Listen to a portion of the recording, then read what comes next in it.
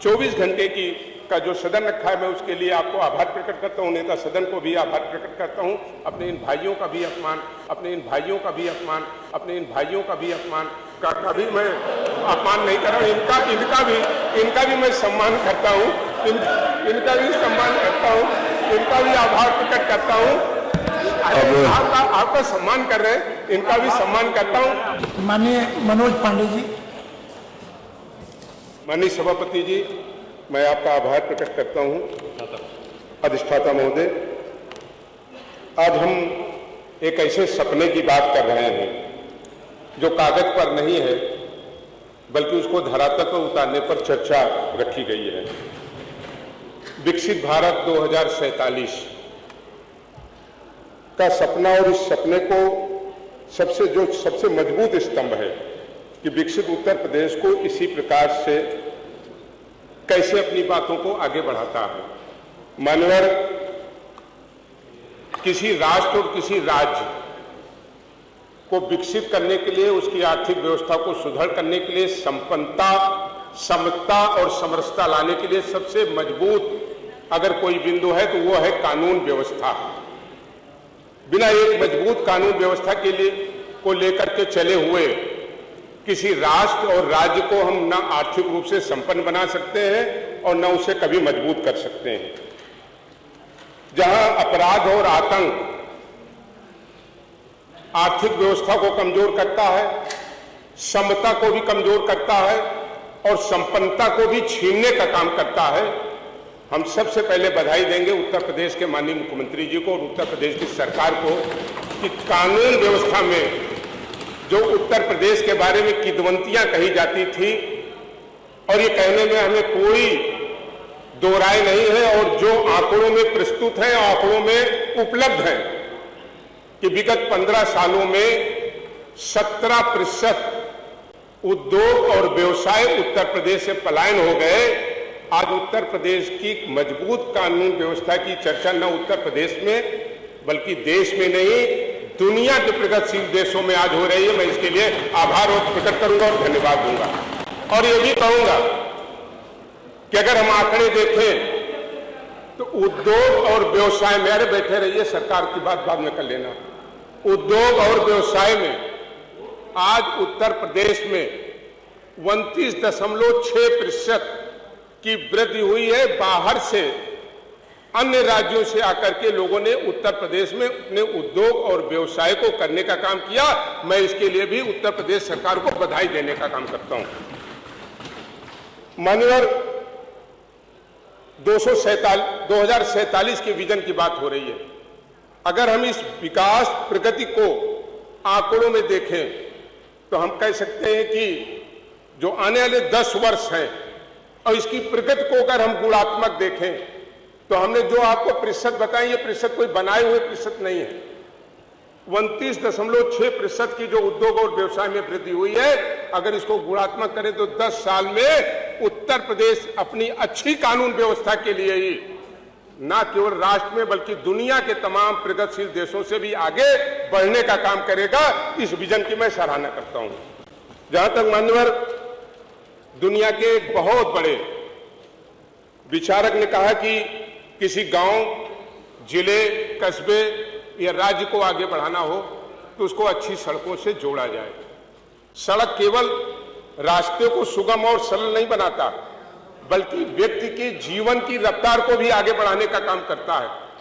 मैं बधाई दूंगा कि आज उत्तर प्रदेश देश के सबसे ज्यादा एक्सप्रेस देने वाले राज्यों की श्रेणी में खड़ा है। मैं माननीय मुख्यमंत्री जी को बधाई दूंगा।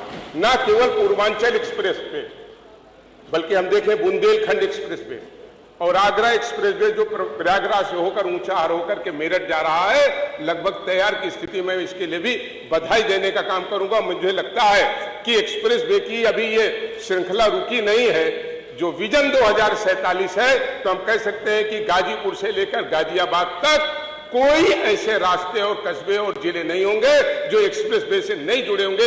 इस परिकल्पना के साथ सरकार बढ़ रही है और हमें पूरी उम्मीद है कि इस कल्पना के साथ जब आगे बढ़ेंगे तो न केवल किसान, न केवल व्यवसायी, न केवल उद्योगपति, बल्कि गांव में रहने वाले व्यक्ति की भी कहीं ना कहीं इकोनॉमी में ग्रोथ होगी, वो आगे बढ़ेगा, वो तमाम व्यवसायों में वो आगे बढ़ सकेगा।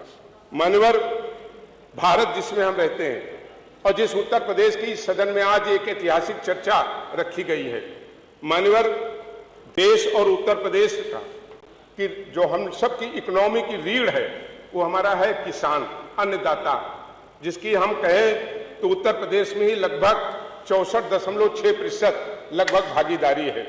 किसान अपना पूरा जीवन और पूरा सपना अपनी खेती पे देखता था। खेती बर्बाद हो जाती थी, उसका बेटी के विवाह करने का सपना टूट जाता था। खेती खराब होती थी तो बूढ़े बाप के इलाज के लिए भी संकट आता था और तमाम उसके सपने वहीं टूट जाते थे।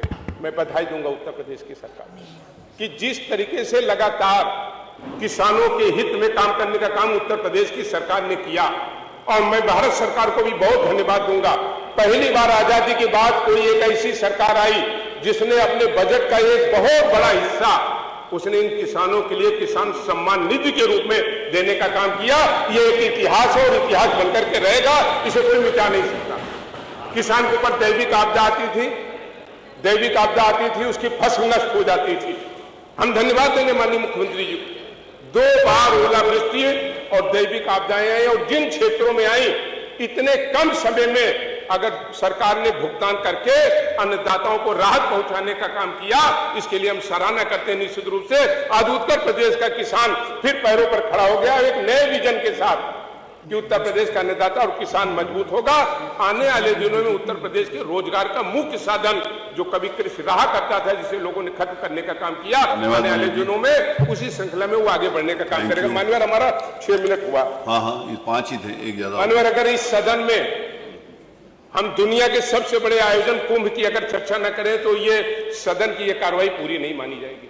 दुनिया का सबसे बड़ा आयोजन हुआ कुंभ, दुनिया का सबसे बड़ा कार्यक्रम। पूरी दुनिया के देशों ने इसकी सराहना किया, कल्पना नहीं किया था लोगों ने इतनी बड़ी संख्या, और इतनी बड़ी संख्या जब एक साथ इकट्ठा हो तो सुगमता से, सरलता से और सुरक्षा से कैसे ये व्यवस्था होगी लोग कल्पना करते थे।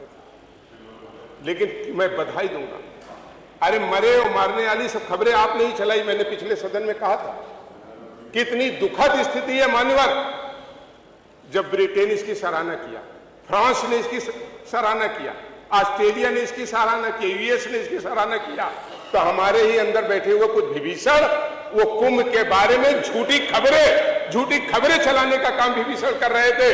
इससे ज्यादा और कुछ नहीं हो सकता। ये तो वो देश है। हमारे एक साथी भी हिंदू की बात कर रहे थे।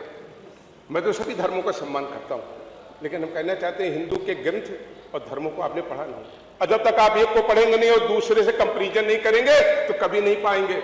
यहां तो ये भी लिखा है, कुछ मैं नाम नहीं लेना चाहता हूं, हत्या करो, मारो और काटो, आपको बड़ी उपलब्धि मिलेगी। हिंदू के किसी पुराण ग्रंथ, गीता, रामायण, रामचरितमानस में दिखा दीजिए हिंदू से बड़ा सायुर, हिंदू से बड़ा उदारता, और हिंदू ये एक ऐसा धर्म है जिसने सबको साथ लेकर के चलने का काम किया। हमारे एक साथी अम्बेडकर जी की बात कर रहे थे। हम सब अम्बेडकर जी के संविधान और अम्बेडकर जी के प्रति नतमस्तक रहते हैं। आधी अधूरी बात तो बाकी आपने अम्बेडकर जी की बात नहीं पढ़ी। अम्बेडकर जी ने क्या कहा? अम्बेडकर जी ने कहा हिंदू एक ऐसा धर्म है जो सहृदयता और मानवीय दृष्टिकोण से ओतप्रोत है। आपने तो अपने हिसाब से उसको दृष्टांत दे दिया। अरे पढ़ना तो पूरा पढ़िए ना अम्बेडकर जी।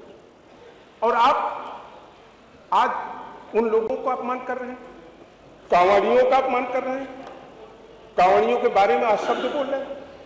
भारत की संस्कृति, मान्यवर एक सेकंड में खत्म कर रहा हूं, भारत की संस्कृति और भारत की सभ्यता और संस्कार बड़ा विराट है। दुनिया में इसलिए नहीं हमारी पहचान है कि हम कोई बहुत शक्तिशाली आर्थिक रूप से संपन्न देश।